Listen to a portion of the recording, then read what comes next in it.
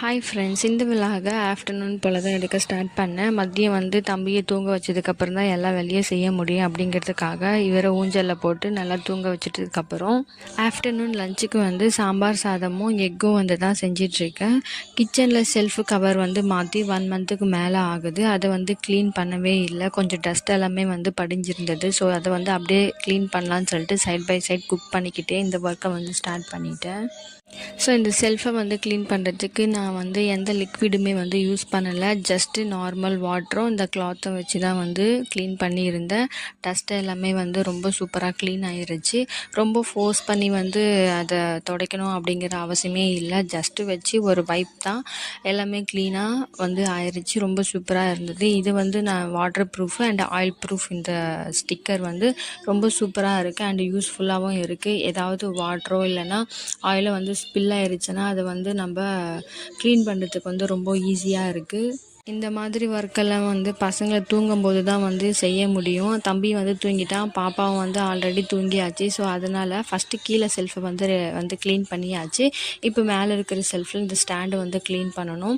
இதுவும் க்ளீன் பண்ணிவிட்டு எந்தெந்த திங்ஸ் எங்கெங்கே இருக்கணுமோ அது எல்லாமே வந்து ஆர்கனைஸ் பண்ணி வச்சுட்டேன்.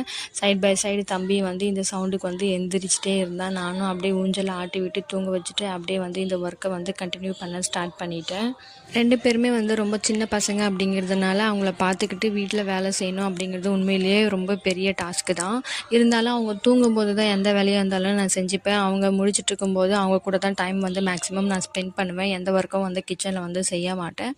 ஒரு வழியாக செல்ஃப் எல்லாமே வந்து க்ளீன் பண்ணி முடித்தாச்சு. அதுக்கப்புறம் நான் வந்து வெளியில் பஜாருக்கு போயிருக்கும்போது இந்த மட் பாட் வந்து வாங்கியிருந்தேன். பட் இதில் வந்து இன்னுமே சமைக்க ஸ்டார்ட் பண்ணல. ஏன்னா இது வந்து நான் கழுவும் போது எல்லாமே இதுலேருந்து அந்த பிளாக் கலர் வந்து வந்துக்கிட்டே இருக்குது.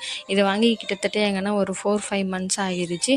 இதை கழுவும்போது இன்னுமே அந்த கலர் வந்துட்டு தான் இருக்குது. இதை வந்து என்ன பண்ணுறதுனே தெரியல. அதனால இதை சமைக்காமல் அப்படியே ஒரு ஓரமாக செல்ஃப்லேயே வச்சுருக்கேன். இப்போ வந்து தம்பி வந்து எந்திரிச்சிட்டான். அவனுக்கும் வந்து சாப்பாடு ஊட்டிட்டு அதுக்கப்புறம் பாப்பாவுக்கும் ஊட்டிட்டு அதுக்கப்புறம் தான் நான் சாப்பிடவே முடியும். அவள் தான் ஃபைனலாக வந்து கிச்சன் செல்ஃபு எல்லாமே வந்து க்ளீன் பண்ணி அந்தந்த திங்ஸை வந்து வச்சாச்சு.